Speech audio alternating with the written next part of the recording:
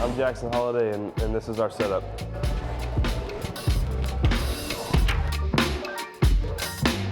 Yeah, so it started off with just a basketball sport court, and then it became a pickleball court because my dad is an avid pickleball player. And since me and Ethan both want to be professional baseball players, we thought we might as well put a cage in here. Got the cage with the Rapsodo and the portable golf simulator. When we bought this land, it was just this barn, and there was an apartment and then the sport court, and that was it. And then we built the house and the wiffle ball field. Yeah, you pretty much don't have to leave this place if you don't want to. Inside the Holiday Complex, you'll get some access when you watch the Top 100 Prospect Better Show. than most colleges. It premieres on Friday. Sign. Man, that looks like a really fun watch. 7 Eastern here on MLB Network. Our friend Jonathan Mayo is among the brains that puts together a hotly anticipated list every year. Good to see you, man. Thanks for being on with us. Sure. So we want to jump right into the list. It's always fun to talk about these names, and it's through your work that we learn about these kids for the first time every year. However, the guys at the very top of this list are guys that we've known about previously. We've heard about the Jackson 5. There is the Jackson 2 atop your list in order, Holiday and Churio. You're giving it away, man. Oh, sorry. You're not giving it away. I'd like this is to be the least shocking. Yeah. But what we've been doing leading up to the top 100 is doing the top guy at each position. So you just told everybody the top shortstop and the top outfielder. But what he didn't tell, Holiday and Churio. talking about the top guys. Off the Hall of Fame last night. Yeah, you want to go Start right with Joe Mauer, and then we'll come to your top guys. Yeah, so we're now 20 years. This is how long I've been doing this, but we've been ranking guys for 20 years. This is year 21. Our very first list, it was just the top 50 because I was lazy back then. And Joe Mauer was our very first number one prospect. You hit it. I mean, you got the 1-1. So he's our first prospect ranked Hall of Famer. So that's cool. I'm hoping he mentions that. What was the rest? Do you remember the rest of that top 3? Because we were talking about Terry Ryan's conversation. It was Teixeira, Pryor. Like, they were the 3 guys that were kicking around. Teixeira and Pryor, this is but once in the pro game, by the way. Remember, that was the 2001 draft. Teixeira and Pryor were in the big leagues already, I think, by then. So right. I do not remember off the top of my head. I don't remember what I ate for breakfast, so to ask me what happened in 2004. That's impressive. Fair. But this young Jackson at the top, I mean, we already got him in Cooperstown. So tell us about Jackson Holiday. I mean, let's let him get to the big leagues first, right? But, I mean, he's obviously a ridiculously talented player. Number one prospect, number one draft pick for a reason. Unbelievably advanced approach at the plate. Drew more than 100 walks. The power is going to continue to come as he physically matures. As we see him go yard right there. Can play shortstop, certainly can play a plus second base, depending on, obviously, the personnel in Baltimore. It gets a little crowded, and he's ready for the big leagues soon. I mean, he went from low A to triple A in one season and really didn't have very many hiccups along. There was a lot of talk at the end of the year. They were thinking about calling him up. Is there truth to that? I don't think so. I think there was a lot of talk about Orioles fans and the media wanting him to be up, but there was no reason to. They had good personnel in Baltimore. They have a lot of good infielders. At a certain point in time, they're going to have to figure out how to make some moves because you can't play a 6-man infield.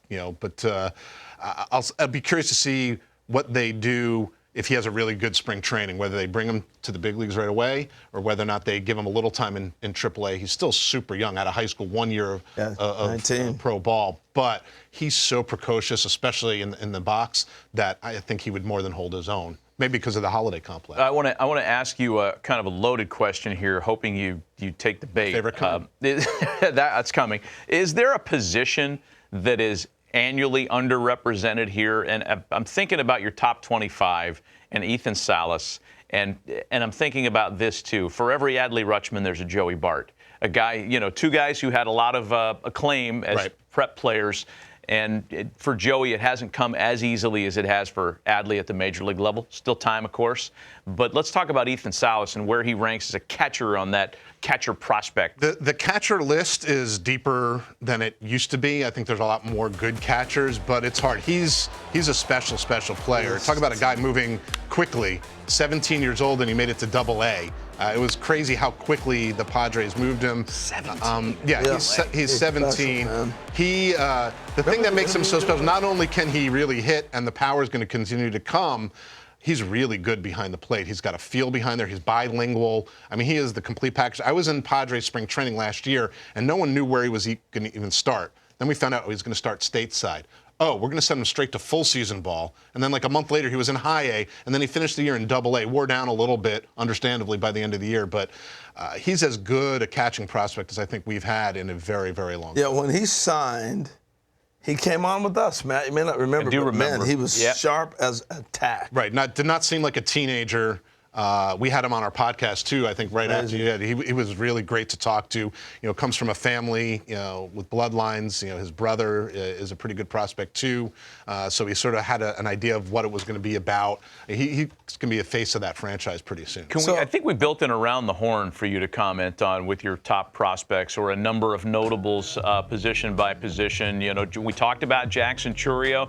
So opening day, is he there? Opening day, like I think his gig. He's almost got to be with that contract. I think the plan was to have, and you know, you don't want to put too much weight into that extra draft pick you get if a guy wins Rookie of the Year. Right. But if you think he's ready, why not? Yeah, this is the #1 guy at each of our positions and the top 3 outfielders.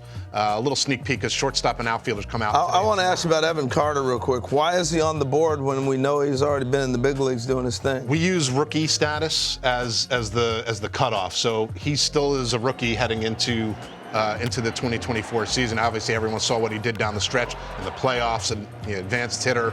I think we put him in a corner just because, you know, not that he could play center. All 3 of those guys in the outfield could play center. I mean, the Rangers have him and Wyatt Langford on high up on that outfield list. And Wyatt Langford, last year's first-round pick, made it to AAA last year, so he's knocking on the door soon. So last year's #1, Paul Skeens with the Pirates. Yeah, top right-handed pitcher. He got a chance to break in now, right? I would think so. I mean, it wouldn't shock me because the Pirates tend to be a little bit cautious, so maybe they give him a little bit of time in Double or AAA.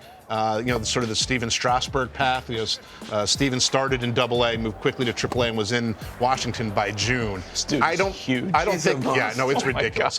He could get big league hitters out right now. So real quick, I know we're short, but I want you to tell a story. Like he went to Air Force. Yeah. Transferred. So tell us a little bit about him. That dude was a catcher. He was a two-way guy. He was a catcher and pitcher at Air Force. Went to LSU, focused on pitching.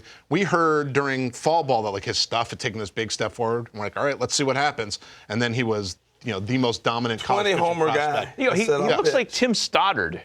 Now, good like call. he's huge. No, he is big, and I don't normally like the mustache-only look, but I think he pulls it off. He's wearing it good. He does wear it good. When you throw 102, you do whatever you want. Yeah, right, no doubt. There's so much to talk to you about, but I know we don't have time, man. I know. Jonathan, thanks for being on with us, Good man. thing we have a show. We're looking forward to the show. Friday, 7 Eastern here on MLB Network.